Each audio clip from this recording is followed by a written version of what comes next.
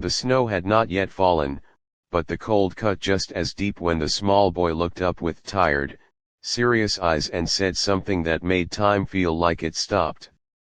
In the bright afternoon light spilling through the office windows, surrounded by unfinished paperwork and the quiet hum of computers, a child's simple question landed heavier than any accusation ever could. He asked the well-dressed man standing near his mother's desk if he could tell Santa that they had moved, because Santa might not find them this year. In that moment, Christmas did not feel magical at all. It felt fragile, like hope balanced on the edge of breaking. Before the story pulls you deeper, if you believe in kindness, second chances, and quiet miracles that change lives, take a moment to like this video, comment your thoughts, share it with someone who needs hope, and subscribe to the channel Dreams Journal. Your support helps stories like this reach hearts that need them most. The boy's name was Eli, and his mother, Mara Lewis, had learned how to carry exhaustion like a second skin. She was a poor single mother who worked as a cleaning assistant in a mid-sized logistics company, coming in early mornings and staying late afternoons so she could afford the smallest apartment she had ever lived in. The move had been sudden and humiliating, driven by an eviction notice taped to a door she had scrubbed clean for years. The new place was smaller, darker, and farther from everything familiar, but it was shelter, and shelter was survival. Mara brought Eli to work that day because the daycare had closed early for the holiday, and she had no one else. She kept him quiet with coloring pages while she finished wiping desks, unaware that her boss, Adrian Cole, was walking the floor for a rare pre-holiday inspection. Adrian Cole was known as a man of precision, not cruelty, but certainly not warmth. He had built his career on discipline and distance, believing emotions complicated leadership. That afternoon, sunlight reflected off the glass walls as he noticed the boy sitting cross-legged near Mara's desk, wearing a jacket too thin for December and sneakers with worn soles. When Eli stood and spoke, pointing toward his mother with innocent urgency, Adrian felt something crack open that had long been sealed shut. The child explained, without bitterness, that their old home was gone, and Santa might still go there, leaving nothing behind. Mara froze in shame, her face burning as she realized her private struggles had spilled into the open. Mara's life had been a long series of quiet losses. Her husband had passed away years earlier from an illness that drained their savings before it drained his breath.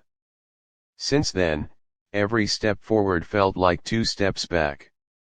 She worked hard, never complained, and taught Eli gratitude even when there was little to be thankful for. Christmas had become more about pretending than celebrating, about holding together smiles so her son could believe in magic a little longer. That day, she feared that magic had finally slipped through her fingers. Adrian walked away without a word, leaving behind a silence that felt heavier than judgment. Mara spent the rest of her shift with shaking hands, convinced she would be reprimanded or worse, fired, right before the holidays.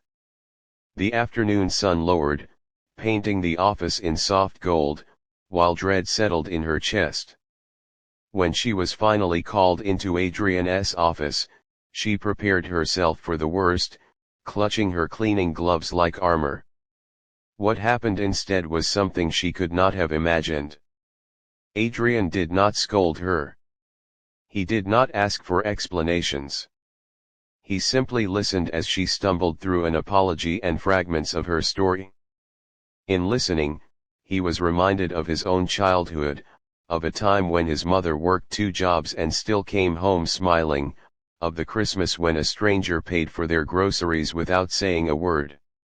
He realized that success had insulated him from empathy, and that insulation had cracked the moment a child worried about Santa's directions. Over the next few days, changes unfolded quietly, without announcements or grand gestures. Mara was reassigned to a better-paying administrative support role she had unknowingly trained for through years of careful work. A modest bonus appeared in her account labeled as a holiday performance adjustment. A company vehicle dropped off boxes at her new apartment one bright afternoon, filled with groceries, warm coats, and carefully wrapped gifts addressed simply to Eli. There was even a small handwritten note reminding her that addresses may change, but hope always finds its way. Eli woke up on Christmas morning to sunlight streaming through their window and a living room that felt warmer than it ever had.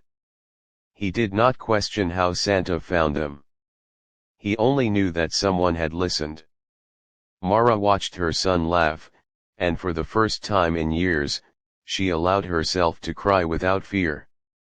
The world had not become perfect, but it had softened, and sometimes that was enough to survive. As this story draws near its end, if it touched your heart or reminded you that small acts of kindness can reshape lives, please take a moment to like, share, and comment on this video. Your engagement helps spread compassion further than you may realize. And before we close, leave a comment telling us where you are watching from or who the story reminded you of, because your words matter more than you know. On that Christmas day, in the clear light of hope rather than the darkness of despair, Mara learned that help does not always come wrapped in miracles. Sometimes it comes through listening, through noticing, through a child brave enough to speak and an adult willing to finally hear.